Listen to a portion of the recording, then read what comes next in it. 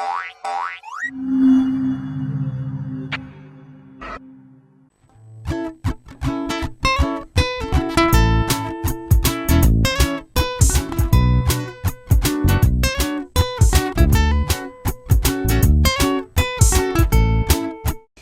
anak-anak, hari ini kita mau mempelajari pelajaran Bahasa Indonesia bab 504 pelajaran 2.1 yang berjudul Menanggapi Suatu Persoalan. Tujuan pembelajaran kita ada dua. Yang pertama, siswa mampu menanggapi suatu persoalan atau peristiwa dan memberikan saran pemecahannya dengan memperhatikan pilihan kata dan santun berbahasa. Kemudian yang kedua, siswa mampu menyusun kalimat menggunakan kata depan dengan untuk alat dan karena untuk sebab. Ayo mari kita mulai pelajaran kita. Berbicara mengenai tanggapan. Tanggapan berarti pendapat yang kita sampaikan untuk menilai suatu masalah yang terjadi di sekitar kita. Kita ulangi sekali lagi, tanggapan adalah pendapat yang kita sampaikan untuk menilai suatu masalah yang terjadi di sekitar kita. Masalah adalah sesuatu yang harus diselesaikan atau dipecahkan. Jadi kalau tadi kita sudah mengetahui arti tanggapan, sekarang kita mempelajari arti masalah. Masalah adalah sesuatu yang harus diselesaikan atau dipecahkan. Nah, bagaimana cara kita memberi tanggapan? Terdapat 4 tahapan memberikan tanggapan.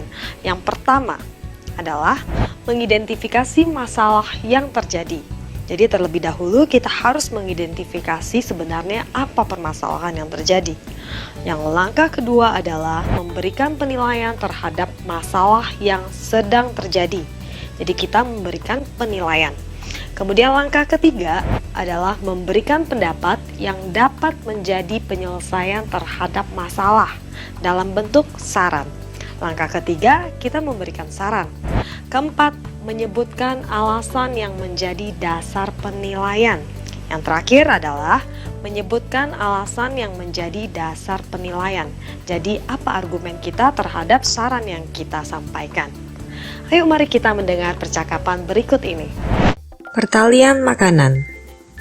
Pada gambar ini terlihat lapangan rumput. Kemudian ada seekor sapi dan seekor sapi yang memakan rumput. Sapi menghasilkan susu dan susu diminum oleh kita. Dengarkanlah percakapan berikut. Ibu berkata, "Nia, habiskan susumu." Nia menanggapi, "Wah ibu, Nia buru-buru ke sekolah nih bu, bisa terlambat bu." Kemudian ibu merespon, "Nia, kamu tetap harus menghabiskan susumu." Kemudian Nia menjawab, "Baiklah bu, bolehkah?" Nia bertanya. "Kenapa Nia?" "Sebenarnya apakah susu yang kita minum ini aman bu?" "Apa maksudmu Nia?" Ibu tidak mengerti.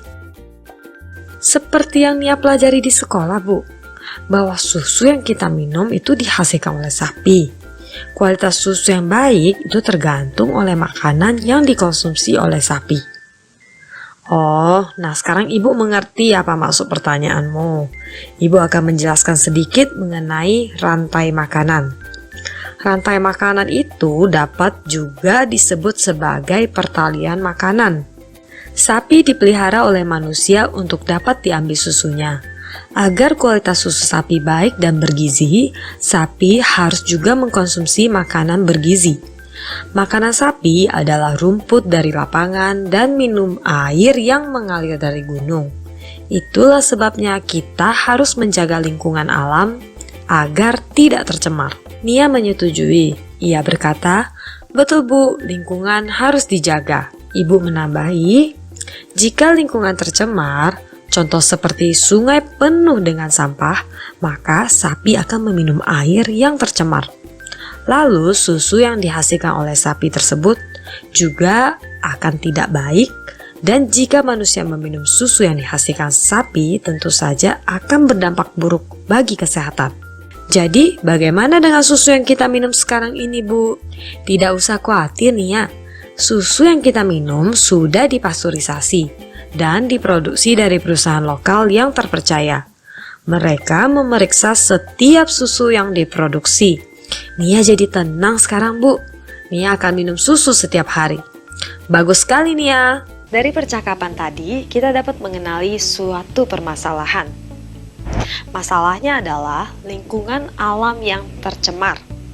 Kemudian tanggapan kita, lingkungan alam yang tercemar akan berdampak buruk bagi hewan. Produk yang dihasilkan dari hewan dikonsumsi oleh manusia akan ikut tercemar. Kemudian sarannya, sebaiknya kita menjaga lingkungan alam agar tidak tercemar. Karena dengan menjaga lingkungan alam berarti kita juga menjaga kesehatan kita. Dari penjelasan tadi, kita dapat menyusun kalimat menggunakan kata depan dengan yang untuk alat dan karena untuk sebab. Berikut contoh kalimatnya. Ibu membeli susu dengan sepeda motor. Dengan sepeda motor, berarti menggunakan alat kendaraan yaitu sepeda motor. Kemudian yang kedua, Nia tidak meminum susunya karena takut. Nia tidak meminum susunya, alasannya atau sebabnya karena ia takut. Yang ketiga, ibu menjelaskan pertalian makanan dengan buku. Dengan buku berarti menggunakan buku. Kemudian Nia memanaskan susu dengan panci. Memanaskan susu dengan panci berarti kita menggunakan panci untuk memanaskan susu. Contoh kalimat yang terakhir, ibu menyukai susu karena kandungan gizinya. Yang berarti ibu menyukai susu, alasannya karena kandungan gizinya. Oke anak-anak, sekarang waktunya kita mengerjakan latihan yang terdapat dalam buku kegiatan 2.1 yang berjudul menanggapi suatu permasalahan. Selamat bekerja!